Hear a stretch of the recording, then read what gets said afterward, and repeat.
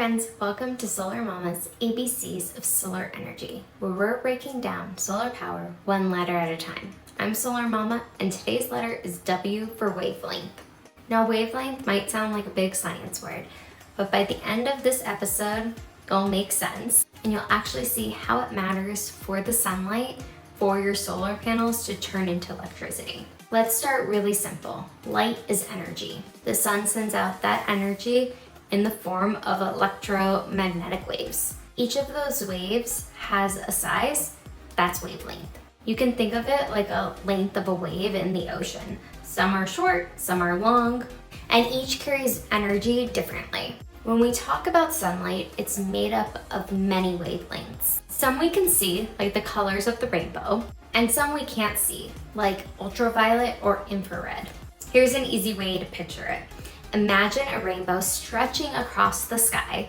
Each color, red, orange, yellow, green, blue, violet, and indigo, is a different wavelength of light. That's exactly what happens with sunlight. But there are even more wavelengths beyond what your eyes can detect. So why do wavelengths matter when it comes to solar panels? Solar panels don't grab all sunlight equally. Each solar cell is sensitive to certain wavelengths. The silicon in most panels is really good at catching that visible light, so mostly red, orange, and yellow. But it can also catch some energy from infrared. Some newer panel types can even use more of the light spectrum, which helps them make electricity on cloudy days. Let's make it practical. Imagine you're outside on a really sunny day and you can feel the sunlight, that warmth on your skin. That warmth mainly comes from infrared light. That's a longer wavelength. The bright light you see, the visible light, is a shorter wavelength. A solar panel reads that light differently depending on the wavelength, converting it into electricity. Here's another example. Have you ever noticed a window that's facing the sun lets light in, but a curtain changes how it feels in the room? That's because the curtain blocks certain wavelengths and lets others through. Solar panels work in a similar way. The material in the panel lets certain wavelengths pass through and captures others to produce energy. So the next time somebody says my panel isn't producing enough power, it could be related to wavelength. If the sun is lower in the sky, more of the light is red and orange, so longer wavelengths, and some panels handle that better than others. If it's cloudy, most of the visible spectrum gets scattered, so panels might produce less. Now let's look at why different materials matter. Silicon is the standard for most solar panels, but there's also materials like cadmium telluride or perovskite. Each material is sensitive to different parts of the light spectrum. That means some panels are better for morning and evening light, while others shine in direct midday sun. Let's tie this to real numbers, but keep it simple.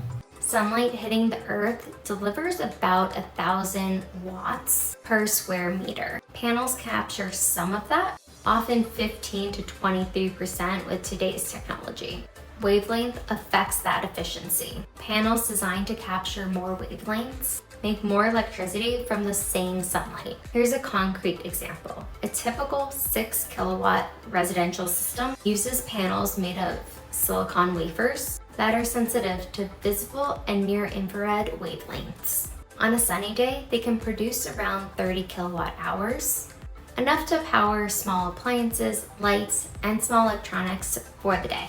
The panels work because their silicon is tuned to the right wavelengths that sunlight carries. Now let's talk about color and coating. Have you ever noticed that solar panels look either black or dark blue?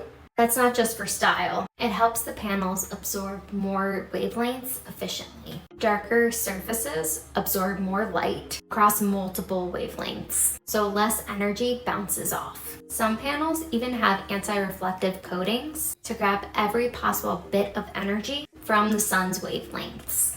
Here's another interesting point. The angle of your panel matters for wavelength capture. Early morning or late afternoon sunlight comes at a shallow angle, changing how much light hits the panel and which wavelengths are most effective. That's why some systems use tracking, slowly tilting the panels during the day to capture the ultimate wavelengths as the sun moves across the sky. Let's also touch on why wavelength matters for testing.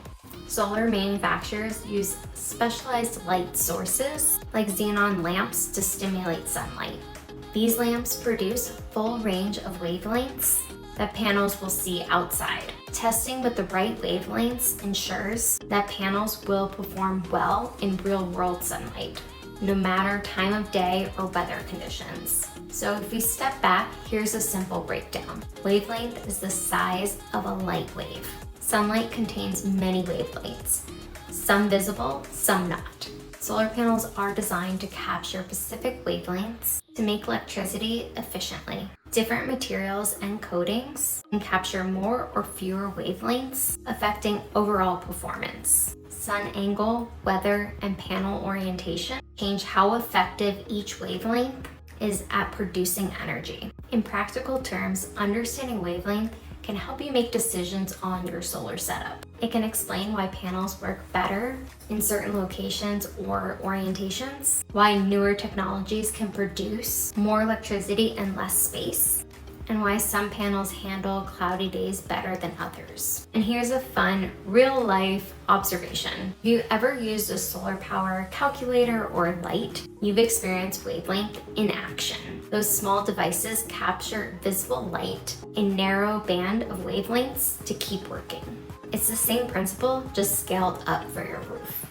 To wrap it up, wavelength is simple but a powerful concept. It's the part of sunlight that your panels capture to make electricity. Understanding it helps you see why solar panels look the way they do, how they're designed, and why placement and material matter. So that's W for wavelength. Sunlight comes in many sizes of waves, and your panels are tuned to grab them. If you've noticed different results on sunny days versus cloudy days, or morning versus afternoon, that's wavelength in action. So drop any questions you have about wavelength below. And thanks so much for joining us today on Solar Mama's ABCs of Solar Energy. Make sure to like, subscribe, hit the bell so you don't miss the next letter, and we'll see you on the next episode.